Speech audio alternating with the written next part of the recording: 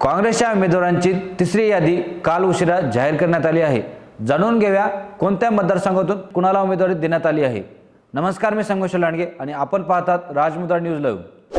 काँग्रेसने विधानसभा निवडणुकीसाठी उमेदवारांची तिसरी यादी जाहीर केली आहे। या यादीत एकूण 16 जणांना संधी देण्यात आली आहे। याआधी काल दिवसभरात राष्ट्रवादी काँग्रेस पार्टी शरदचंद्र पवार पक्षाने आपली दुसरी यादी जाहीर केली होती। याशिवाय भाजपनेही दुसरी यादी जाहीर केली आहे, तर महाराष्ट्र नवनिर्माण सेनेने आपली 5वी यादी जाहीर केली आहे। काँग्रेसने आपल्या तिसऱ्या यादीत माजी प्रदेशाध्यक्ष माणिकराव ठाकरे यांना दिग्रस विधानसभा मतदारसंघातून उमेदवारी जाहीर केली आहे, तर अंधेरी पश्चिम मतदारसंघातून पक्षाचे नेते सचिन सावंत यांना उमेदवारी देण्यात आली आहे। या आधीच्या दुसऱ्या यादीत काँग्रेसने तब्बल 26 उमेदवारांना संधी दिली होती आणि पहिल्या यादीत 48 जणांचा समावेश करण्यात आला होता। महाराष्ट्रासह नांदेडमध्ये चर्चा होती, काँग्रेसच्या 5 आमदारांवर कारवाई करण्यात येईल आणि त्यांचे तिकीट कारवाई स्वरूपात कापण्यात येईल। असे असताना नांदेड दक्षिणची ही जागा विद्यमान आमदार यांच्याकडे होती, त्यांचे तिकीटही कापण्यात येणार अशी चर्चा असतानाच अनेकांनी दिल्ली गाठली, अथक प्रयत्न केले, परंतु काँग्रेसकडून विधानसभेसाठी नांदेड दक्षिणचे विद्यमान आमदार मोहनअण्णा हंबर्डे यांना पुन्हा उमेदवारी जाहीर करण्यात आली आहे। माजी मुख्यमंत्री अशोक चव्हाण जेव्हा काँग्रेस पक्ष सोडून भाजपात गेले तेव्हा नांदेडमधील काँग्रेस डगमगायला लागली होती। तेव्हा माजी आमदार हनुमंतराव बेटमोगरेकर यांनी पुढाकार घेऊन येथील काँग्रेस सांभाळली। वसंत चव्हाण यांना लोकसभेत पाठवण्यासाठी अथक प्रयत्न केले। हीच निष्ठा पाहून त्यांना पुन्हा एकदा मुखेड विधानसभा मतदारसंघातून विधानसभेसाठी उमेदवारी देण्यात आली आहे। अशोक चव्हाण यांच्यासोबत मराठवाड्यातील एकमेव आमदार जे की देगलूर विधानसभा मतदारसंघाचे अंतापूरकर यांनीही काँग्रेसला सोडचिठ्ठी दिली होती, त्यांनीही भाजपात पक्षप्रवेश केला होता। असे असताना देगलूर मतदारसंघाची जागा काँग्रेसकडे होती। विद्यमान आमदार भाजपात गेल्यामुळे तेथून निवृत्ती कांबळे यांना काँग्रेसने उमेदवारी जाहीर केली आहे।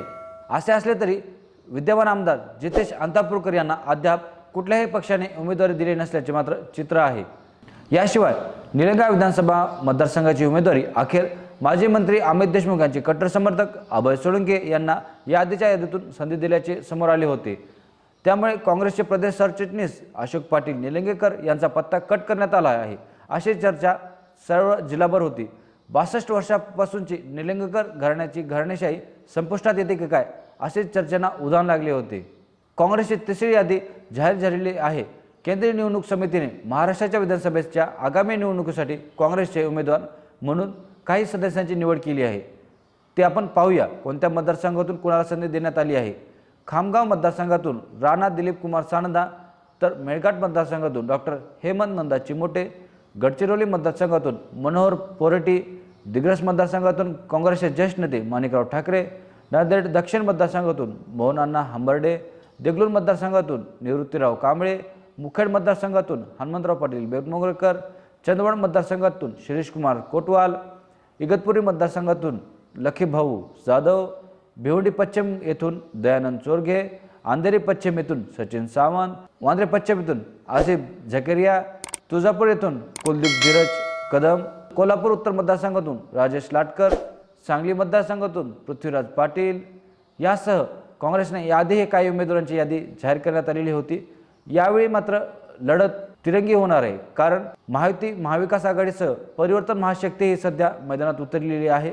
यासोबतच मनोज जरांगे पाटील काय निर्णय घेणार, राज ठाकरे यांनीही प्रत्येक मतदारसंघातून आपले उमेदवार देताना आपण पाहत आहोत। राज ठाकरे यांनी कालच 5वी उमेदवारी यांची यादी जाहीर केली आहे। नेमकं कोण्या मतदारसंघातून यावेळेस कुणाला विजय मिळेल हे पाहणे गरजेचे असणार आहे। आपण हा व्हिडिओ आपण कुठल्या मतदारसंघातून पाहतात कमेंट करून नक्की कळवा आणि पाहत राहा राजमुद्रा न्यूज लाईव्ह। धन्यवाद।